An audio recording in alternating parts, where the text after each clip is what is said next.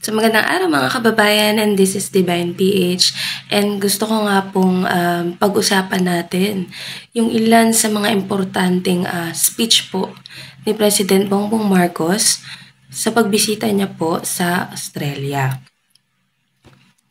So, yan. I am confident that Filipinos and Australians will remain steadfast partners, unyielding and uncompromising in our shared values, and energized as we gird ourselves to work together in the spirit of bayanihan and mateship. My administration is committed to accelerating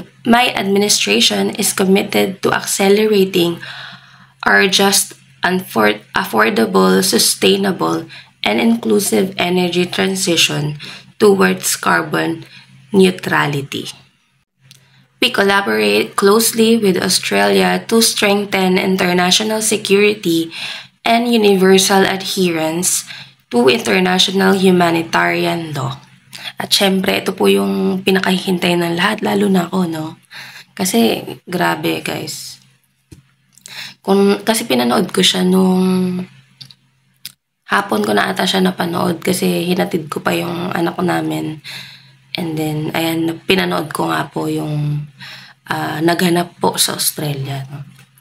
So, ito talaga yung pinakahintay ko at inaabangan ko sa lahat. I shall never tire of repeating the declaration that I made from the first day that I took office. I will not allow any attempt by any foreign power to take even 1 square inch of our sovereign territory. So, ayan guys. Tignan nyo naman, hanggang ngayon, si President Bongbong Marcos ay naninindigan po, no? Na hindi niya hahayaan na kahit sino man na dayuhan or bansa pa yan. Alam niyo na kung sino tinutukoy ko, anong bansa.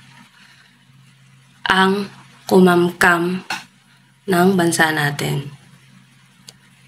Hindi katulad ng iba dyan na parang pinapamigay na lang yung bansa natin, na hindi man lang kayang manindigan. Grabing tapang ni Pangulo. Yung iba dyan, walang pakialam. Siyempre, kung wala silang pakialam na protektahan ang pag-aari ng Pilipinas, wala rin silang pakialam sa mga Pilipino. Yan pa nga lang West Philippines, hindi nila kayang yung parang manindigan ka, ipaglaban mo na atin yan. Hindi nila kaya magawa. Puro no comment. Ano yun? No comment ka, gusto nang angkinin ng ibang bansa yung teritoryo ng Pilipinas. Yung tapang nyo, imbis na ibunton nyo sa ibang tao, lalo na sa presidente, ibunton nyo dyan sa pagprotekta sa ari-arian ng bansa. West Philippines nga, hindi nyo maipagtanggol. Bakit takot ba kayo?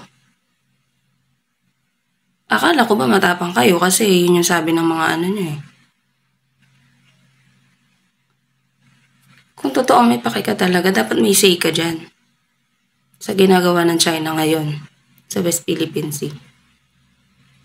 Diba nga, binomba ng water cannon yung mga kababayan natin Pilipino. Sabi nung ibang mga nag-comment, binomba lang, nagsumbong na, umiyak na. Hoy, baka pag binomba yung anak mo ng ganyan, grabe ka mag-ano. Diba pinagtatanggol pa? Mga kababayan mo na yung argabyado. Pinagtatanggol pa nila yung China. Kumbaga, binastos ka sa sarili mong teritoryo. Tapos, yung mga kababayan mo, sila pa yung pinagtanggol. So, ayan no, kudos po sa Australian Parliament na sumalubong kay President Bongbong Marcos at kay First Lady po doon. And syempre po sa mga kababayan po nila doon na nag-welcome po kay President Bongbong Marcos. So, a gentle reminder that don't let hate overcome your humanity. So, yun lamang po, and maraming salamat po sa inyong lahat.